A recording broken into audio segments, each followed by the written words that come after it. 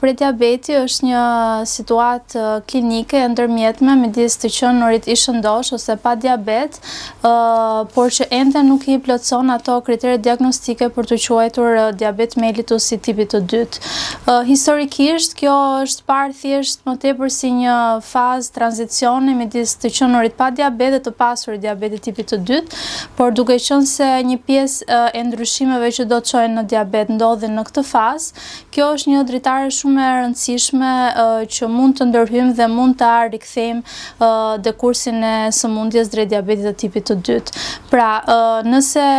prediabeti si gjendje nuk është se ka ndonjë shenjë klinike shumë të caktuar, shumë specifike, pra pacienti në këtë fazë nuk ndjen asnjë lloj shqetësimi, le të themi, nuk ka asnjë nga ato shqetësimet klasike të diabetit, por përgjithsisht diagnostikohet nëpër ekzaminime laboratorike rutinë apo këto check-upet që ne bëjmë normalisht në mënyrë periodike. Prandaj është shumë e rëndësishme dhe ne e promovojmë bërjen e analizave laboratorike rutinë, sepse prediabeti mund të shfaqet pikërisht në këto ekzaminime pa pasur fare dhe pa qenë pacient në dieni që është në fazën e prediabetit.